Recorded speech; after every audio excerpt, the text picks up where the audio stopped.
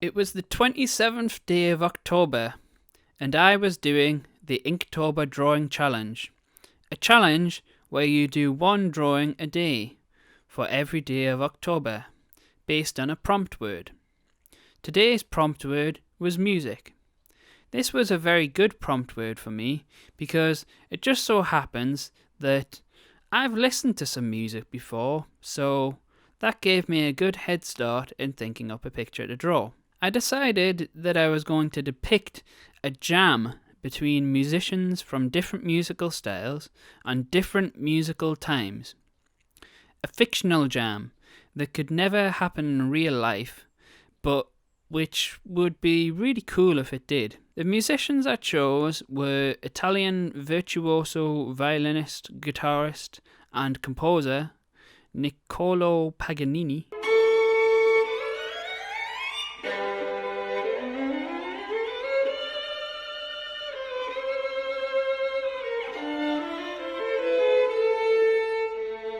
I'm not sure if I've pronounced his first name properly there.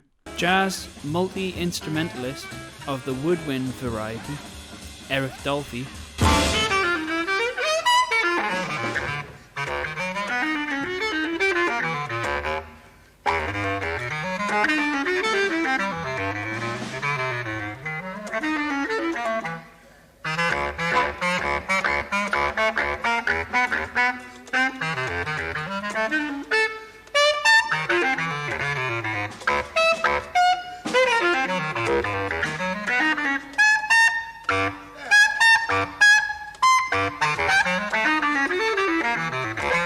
And the drummer Pikacyu from the bands Afrirampo and Pikacyu Makoto.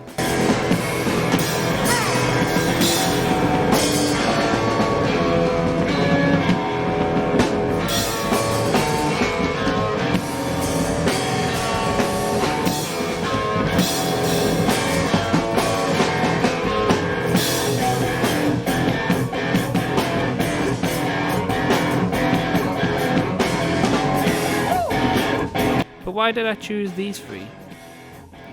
Well, I wanted to choose musicians from vastly different musical styles, but at the same time, I wanted them to be musicians that would have enough in common that I could actually imagine them being able to jam with each other successfully.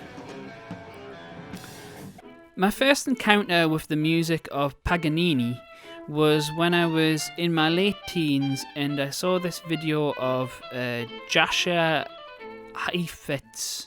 Is that how you pronounce it? Jascha Heifetz playing Caprice 24 with piano accompaniment.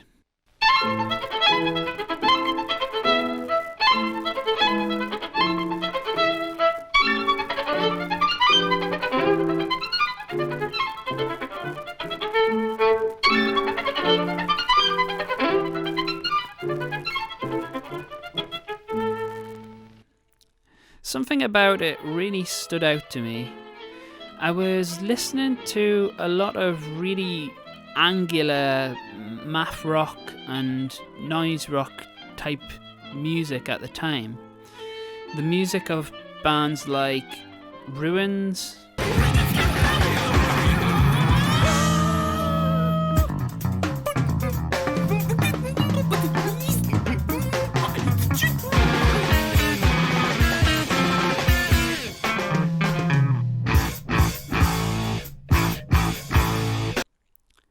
Demonstrations,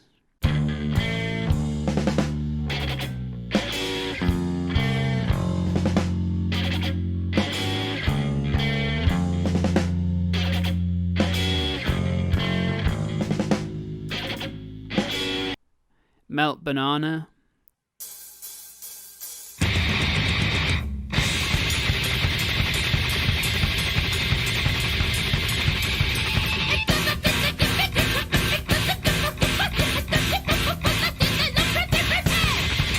and Diehoef.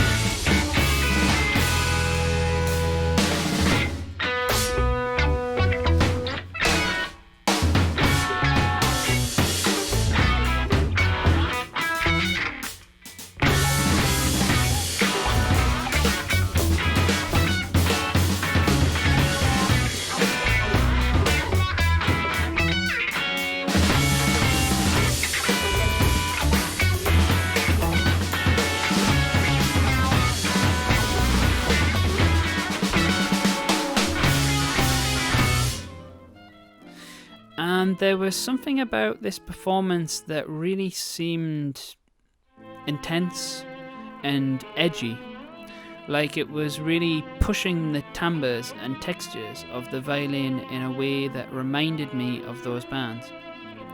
Since then, Paganini is a classical composer that I'll often go back and listen to. I've also heard that during his life he was known as a very good improviser, which is good news because it means that he would feel comfortable in a live jam situation, such as the one I'm throwing him into in this picture. There's a thing that is often said by heavy metal fans. If Beethoven was alive today, he'd be in a heavy metal band. Well, I'm not sure if that's true, but I think if Paganini was alive today, he would either be in some sort of math rock type band like Don Caballero or Slint, or he would be playing some form of avant-garde jazz. Which brings me on to the next musician in my picture, Eric Dolphy.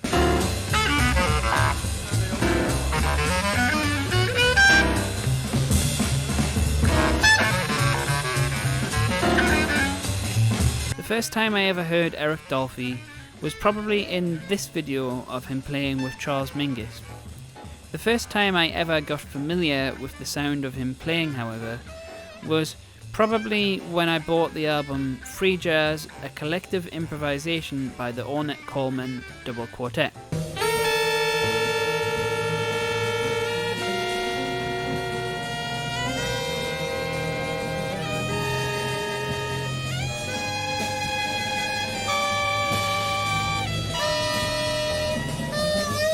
The section of that album where Eric Dolphy leads is the first section on the album, and Dolphy's playing is really creative. Not only that, but it has a really cool, playful quality to it as well. Listen to this bit during Freddie Hubbard's leading section, where Eric Dolphy responds to Freddie Hubbard with a sound that sounds like giggling on the bass clarinet.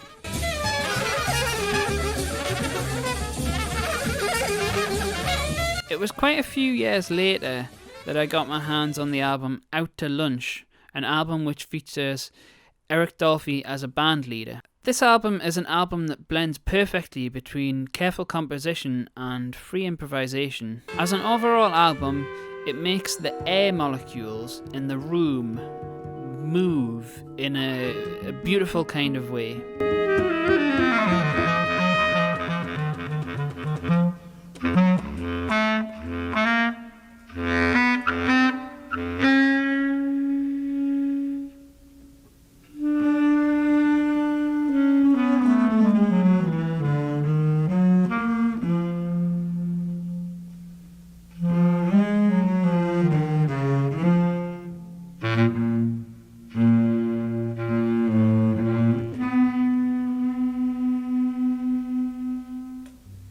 Anyway, to join these two musicians, I thought it would be good to have some percussion to ground the whole thing. It would be nice to have some drums. I wanted to have a drummer who was a capable improviser but was also from a different musical world to these two other musicians, and chose a more modern drummer who does a style of drumming that Rolling Stone hinted at when they called Brian Chippendale, Greg Sonia and Zach Hill a generation of trailblazing 21st century avant rock percussionists.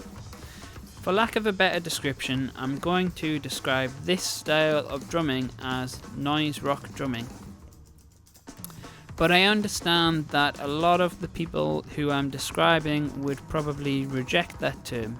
Noise rock is an umbrella term which encompasses a wide variety of music, but I would say that a simplified way of describing it would be to say that it mixes the energy and ruggedness of punk with the experimentation of the avant-garde.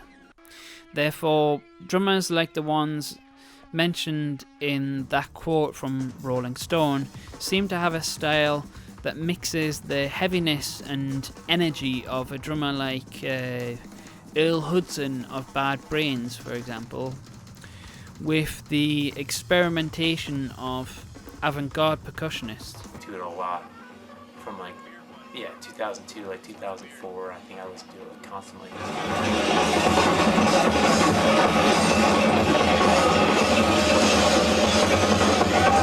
Basically no drummer. You can't listen to this as a drummer and come out unchanged.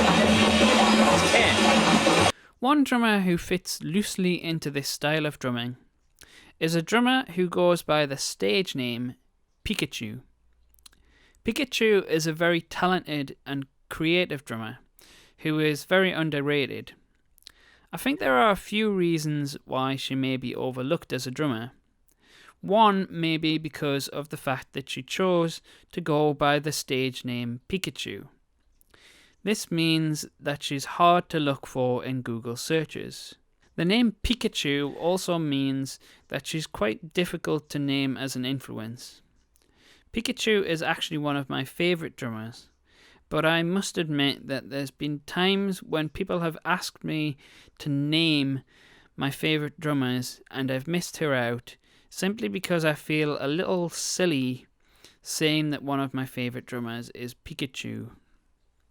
Another reason she may be overlooked is because as far as avant-garde drummers go, Pikacyu is probably on the extreme left field, should we say, of the term avant-garde, and is probably as famous for her bizarre performance art as she is for her music.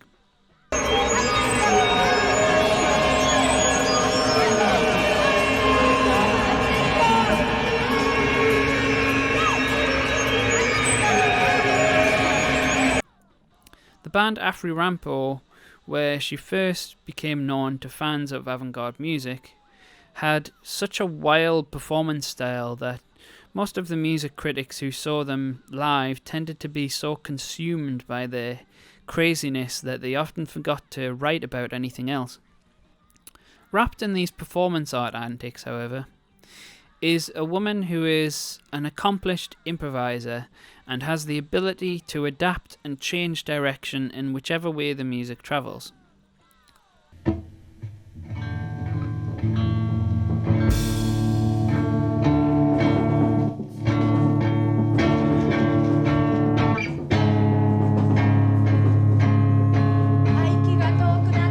I personally feel that out of all of the modern day avant-garde rock drummers, Pikacyu is the one I would be the most excited about hearing improvise with these other two musicians.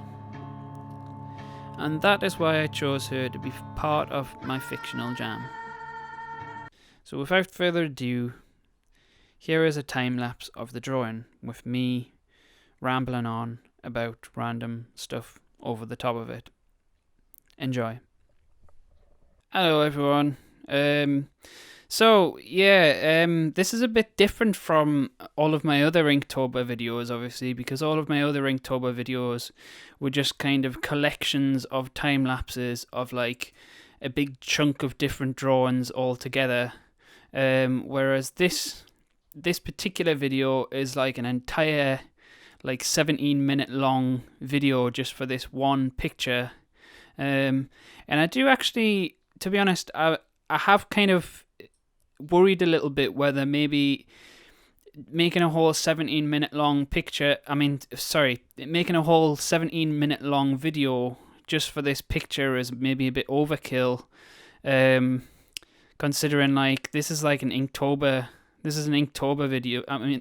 This is an Inktober picture, you know, so it's not like a masterpiece, you know what I mean? It's not like a full painting or anything like that, you know. And looking at the picture when I was editing the video, I was like, yeah, I couldn't help but see all the flaws and things like that. Do you know what I mean? But no, overall, I think it was a good decision to make this whole video. You know, it was a good excuse to just, you know, talk about these musicians and why I like them. You know, all three of them are musicians that I like. Yeah, but this drawing for those of you who don't really know anything about Inktober, you know, maybe some of you have just ended up on this video because you like the musicians, Inktober is like one drawing a day for 31 days, so it's 31 drawings in 31 days. So the idea is to just kind of, you know, run with it and just, you know, not be too kind of precise about, you know, worrying about whether you're making mistakes or whether things look right or not and all that kind of thing. But anyway, yeah, I shouldn't be making excuses, should I? But yeah, this was day 27, and the prompt word was music. So that was, well, as I said on the start of the video, to be honest. Yeah, but I remember really enjoying drawing this picture, you know, just because I think it was like, it's a cool thing to imagine, and that's one of the things that I like about Inktober, and it's one of the things I like about drawing, is just that you can kind of use it to express things that are in your imagination, do you know what I mean?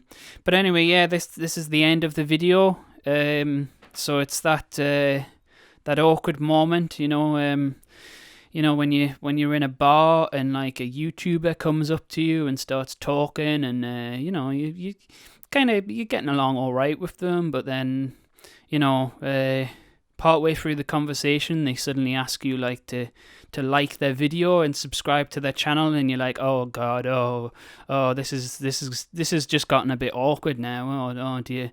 But yeah, unfortunately, I'm gonna do that.